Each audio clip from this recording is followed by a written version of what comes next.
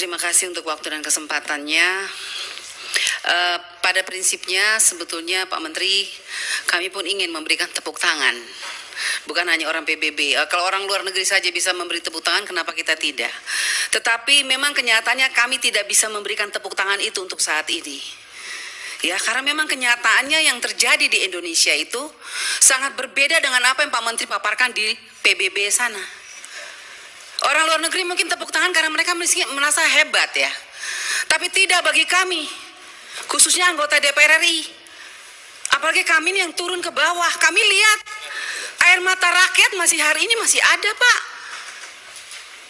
Anda boleh bangga ditepuk tangan di PBB, tapi bagi kami tidak. Kami tidak bangga sama sekali. Karena apa? Masih banyak contoh persoalan di dunia pendidikan masih saat ini masih sangat banyak. Ya, kalau kita mau paparan satu-satu makan waktu sampai malam, Pak Menteri.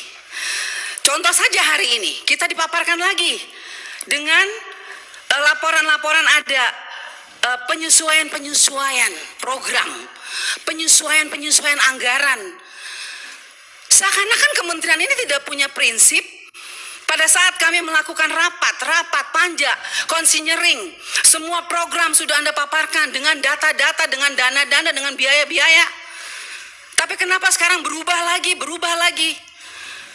Kegiatan-kegiatannya dirubah-rubah dengan anggaran yang berbeda-beda, dengan alasan. Bahkan kalau tadi saya hitung, Pak Menteri itu di pendidikan tinggi, coba dihitung baik-baik. Itu ada selisih lagi, saya tidak tahu apa saya yang salah hitung, Pak. Tapi saya sudah berulang kali hitung. Ada selisih sekitar 7 miliar. Apa 7 triliun ini? Saya bingung ini jadinya.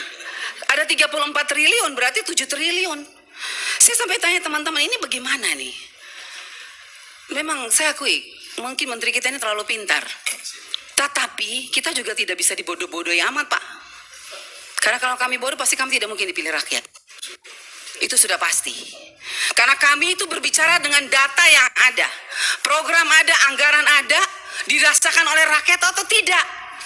Kalau tidak dirasakan oleh rakyat, bagi kami Anda tidak berhasil.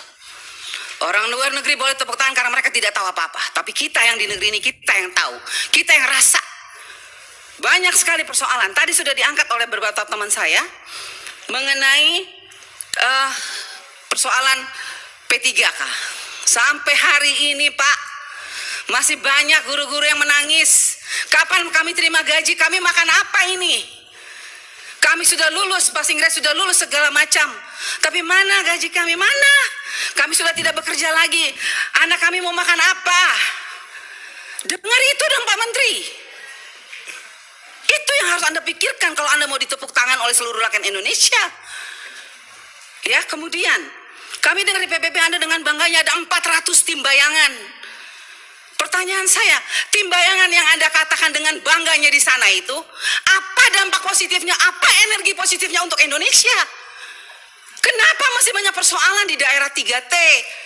Kenapa? Terus 400 orang tim bayangan itu, apa kebanggaannya? Coba Anda jelaskan. Apa yang mereka lakukan sampai kita tuh harus bangga dengan Anda seperti itu, Pak Menteri? Ya, kemudian saya juga hari ini mau mengatakan kepada Pak Menteri, saya sudah bosan bicara seperti ini. Karena apa? Saya pernah memberikan pertanyaan-pertanyaan dan saya minta data realisasi anggaran APBN 2021-2022.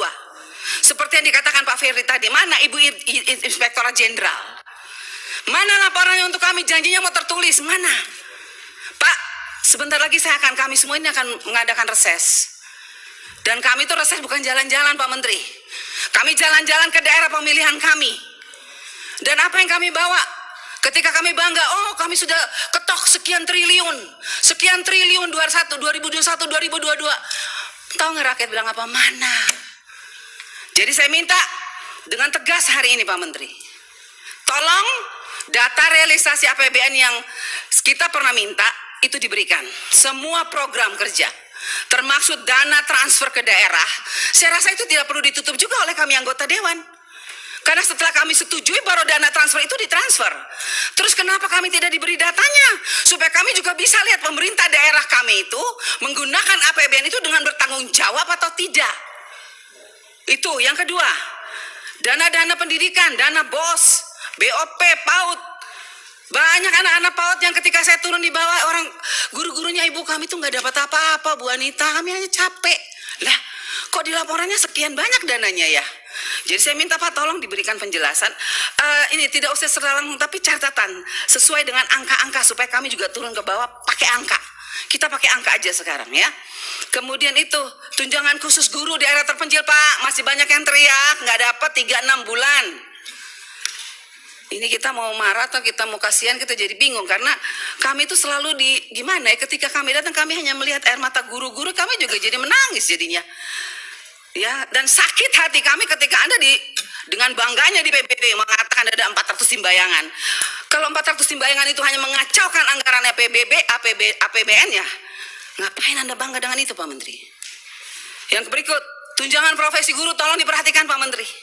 Daratan Sumba, Daratan Timur masih banyak persoalan. Ya. Terus PIP, kembali lagi KIP. Pertanyaan saya, tahu nggak Pak Menteri? Kira-kira berapa lagi anak miskin yang belum dapat PIP? Ya tahu nggak Pak Menteri? Kira-kira berapa banyak lagi anak mahasiswa miskin yang belum dapat KIP? Pak Menteri tahu nggak? Jangan Anda bangga, tapi Anda tidak tahu data real di bawah.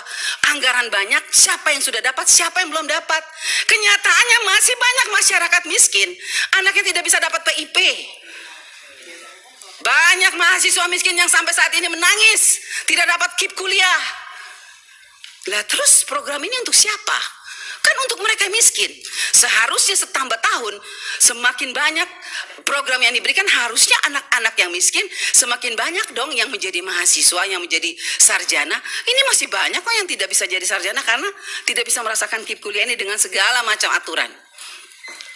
Baik pimpinan, saya rasa itu saja, masih banyak sebetulnya, tapi saya rasa teman-teman saya juga pasti masih punya isu gudang. Karena kami semua ini bukan DPR abal-abal Pak Menteri. Jadi tolong dengarkan kami. Jangan hanya iya-iya tapi nanti nggak dibikin. Ya itu.